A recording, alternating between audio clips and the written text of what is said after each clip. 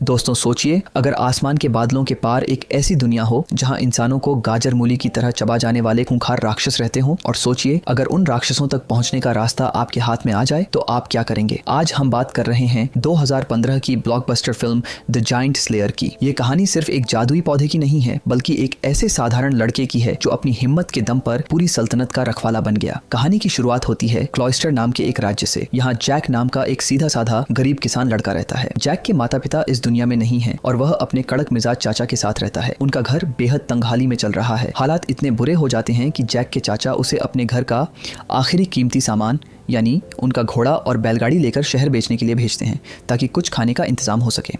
Jack जब शहर के बाजार में पहुंचता है तो वहां उसकी मुलाकात एक बेहद खूबसूरत लड़की से होती है जिसे कुछ बदमाश परेशान कर रहे थे। जैक एक सच्चा इंसान है, वह अपनी जान की परवाह किए बिना उस लड़की की मदद के लिए कूद पड़ता है। हालांकि तभी वहां शाही गार्ड्स आ जाते हैं और उन बदमाशों को भगा देते हैं। जैक को तब पता चलता है कि वह कोई साधारण लड़की नहीं बल्कि किंगडम की राजकुमारी इसाबेला है। इसाबेला महल की बंदिशों से तंग आकर आम लोगों की जिंदगी देखने बाहर निकली थी। इसी बीच कहानी में एक बड़ा ट्विस्ट आता है। एक बौद्ध भिक्षु शाही महल से कुछ बेहद कीमती और जादुई चीज चुराकर भाग रहा था। राजा के सिपाही उसके पीछे पड़े थे। खुद को फंसता देख वह भिक्षु जैक के पास आता है। उसके पास जैक का घोड़ा खरीदने के लिए पैसे तो नहीं थे, लेकिन वह जैक को एक छोटी सी मखमली पोटली देता है। वह कहता है इस पोटली में बेहद शक्तिशाली और जादुई बीज हैं। इन्हें संभाल कर रखना और सबसे जरूरी बात, इन्हें कभी भी गीला मत होने देना, यानी इन पर पानी की एक बूंद भी नहीं पड़नी चाहिए। जैक पहले तो संकोच करता है, लेकिन भिक्षु के बार बार मिन्नत करने पर वह अपना घोड़ा उसे दे देता है और वो बीज लेकर घर लौट आता है। जब जैक खाली हाथ सिर्फ कुछ अजीब से सूखे बीज लेकर घर पहुंचता है तो उसके चाचा का गुस्सा 7वें आसमान पर पहुंच जाता है। वह चिल्लाता है, हम यहाँ भूख से मर रहे हैं और तुम घोड़े के बदले ये बेकार के दाने उठा लाए। गुस्से में आकर चाचा उन बीजों को जमीन पर फेंक देते हैं। उन्हें क्या पता था कि यही एक छोटी सी गलती पूरी सल्तनत को विनाश के कगार पर खड़ा कर देगी। एक बीज फर्श के तख्तों के बीच की दरार में गिर जाता है जहाँ नीचे की मिट्टी गीली थी। उसी रात मौसम बहुत खराब हो जाता है। मूसलाधार बारिश होने लगती है। इधर राजकुमारी इसाबेला फिर से महल से भाग निकली थी और बारिश से बचने के लिए वह भटकते हुए ठीक जैक के उसी छोटे से घर में पहुंच जाती है। जैक उसे देखकर हैरान रह जाता है। दोनों बैठकर बातें ही कर रहे होते हैं कि तभी जमीन के नीचे वो जादुई बीज पानी सोख लेता है। अब जो होने वाला था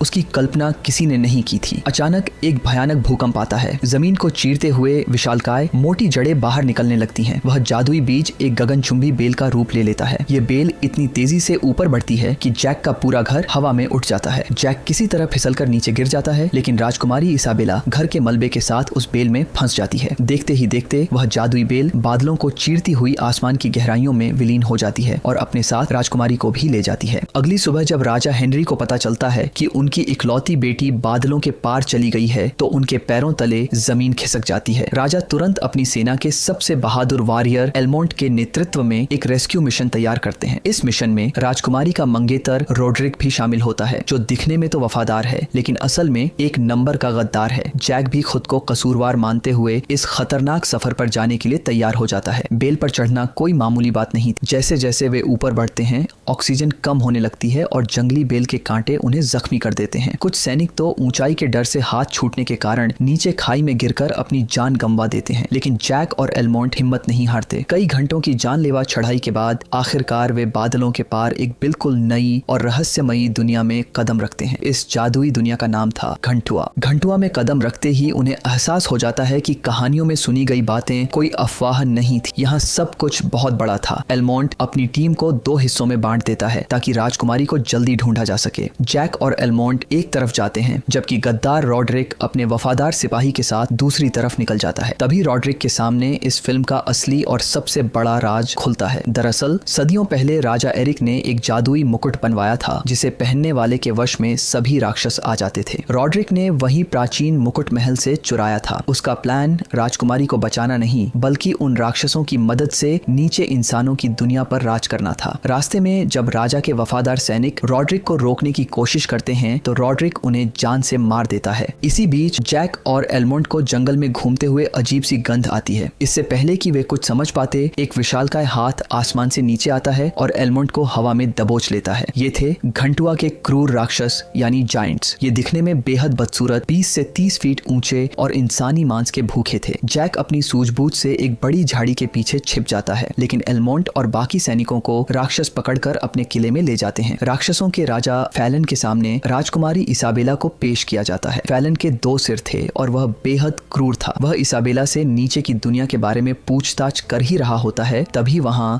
गद्दार रॉड्रिक पहुंच जाता है। राक्षस रॉड्रिक पर भी हमला करने वाले होते हैं, लेकिन जैसे ही रॉड्रिक अपने सिर पर वह जादुई प्राचीन मुकुट पहनता है, सारे राक्षस घुटनों पर आ जाते हैं। मुकुट की शक्ति के कारण अब सभी जायंट्स रॉड्रिक के गुलाम बन चुके थे। रॉड्रिक अब खुद को भगवान समझने लगा था। जहां एक तरफ रॉड्रिक अपनी सेना तैयार कर रहा था, वहीं हमारा हीरो जैक चुपके से किले की रसोई में घुस जाता है। एक विशालकाय राक्षस रसोइया एलमोंट को आटे की लोई में लपेटकर भट्टी में डालने ही वाला होता है। जैक अपनी जान जोखिम में डालकर उस राक्षस की पीठ पर चढ़ जाता है और एक बड़ी सुई से उसकी गर्दन पर वार कर देता है। राक्षस दर्द से तड़प कर गिर जाता है। जैक तुरंत एलमोंट को आजाद कराता है और फिर दोनों मिलकर चालाकी से राजकुमारी इसाबेला को भी पिंजरे से निकाल लेते हैं। लेकिन तभी रॉड्रिक को पता चल जाता है कि राजकुमारी भाग चुकी है। वह 2 सिर वाले राक्षस फैलन को उनके पीछे भेजता है। भागते समय जैक का सामना रॉड्रिक से होता है। रॉड्रिक जैक को जान से मारने ही वाला होता है कि तभी एलमोंट वहां आ जाता है और रॉड्रिक पर हमला कर देता है। एक जबरदस्त लड़ाई के बाद रॉड्रिक मारा जाता है, लेकिन समस्या खत्म नहीं हुई थी, क्योंकि रॉड्रिक के मरते ही वह जादुई मुकुट राक्षस फैलन के हाथ लग जाता है। अब राक्षसों का राजा फैलन खुद उस मुकुट का मालिक बन चुका था। जैक और राजकुमारी इसाबेला किसी तरह बेल के रास्ते नीचे की दुनिया की तरफ भागते हैं, लेकिन ऊपर से सैकड़ों खूंखार राक्षस भी नीचे आने लगते हैं। जब राजा हेनरी देखते हैं कि राक्षस नीचे आ रहे हैं, तो वे अपनी प्रजा को बचाने के लिए वे आदेश देते हैं कि इस जादुई बेल को कुल्हाड़ियों से काट दिया जाए। बेल कटते ही ताश के पत्तों की तरह ढहने लगती है। आसमान से कई राक्षस सीधे जमीन पर गिरकर मर जाते हैं। जैक और इसाबेला भी आखिरी सेकंड में नीचे कूदकर बच जाते हैं। राजा जैक को गले लगाता है, लेकिन तभी जमीन में एक जोरदार धमाका होता है। अब वे क्लॉइस्टर राज्य के मुख्य किले के सामने थे। राजा हेनरी तुरंत अपने किले के फाटक बंद करवा देते हैं और चारों तरफ आग की खाई तैयार करवाते हैं। शुरू होता है इंसानों और राक्षसों के बीच का वो महायुद्ध जो इतिहास में कभी नहीं देखा गया था। राजा हेनरी और उनके सिपाही आखिरी सांस तक लड़ रहे थे। इसी बीच राजा फैलन किले के नीचे के गुप्त रास्ते से सीधे महल के अंदर घुस जाता है, जहां राजकुमारी इसाबेला और जैक छिपे हुए थे। फैलन सीधे राजकुमारी इसाबेला को पकड़ने के लिए आगे बढ़ता है। जैक उसे रोकने की कोशिश करता है, लेकिन फैलन उसे एक कीड़े की तरह उठाकर हवा में उठा लेता है। जैक का बचना नामुमकिन लग रहा था। फैलन अपना विशाल मुंह खोलता है और जैक को चबाने ही वाला होता है, लेकिन तभी जैक को अपनी जेब में रखे आखिरी जादुई बीज की याद आती है जो उसने संभाल कर रखा था। जैसे ही बीज फैलन के पेट के अंदर जाता है, उसे शरीर की नमी और पानी मिल जाता है और फिर वही होता है जो फिल्म का सबसे बेहतरीन मोमेंट है। फैलन के शरीर के अंदर से विशाल जादुई बेल उगने लगती है। बेल की मोटी जड़ें फैलन के पेट, छाती और उसके दोनों सिरों को फाड़कर बाहर निकल आती हैं। फैलन तड़पते हुए वहीं ढेर हो जाता है और उसके सिर पर लगा वह प्राचीन जादुई मुकुट नीचे गिर जाता है। बाहर मैदान में राक्षस राजा हेनरी और उनकी बची हुई सेना को खत्म करने ही वाले थे कि तभी महल की बालकनी से एक गूंजती हुई आवाज आती है। जैक जादुई मुकुट पहनकर सामने आता है। मुकुट की चमक देखते ही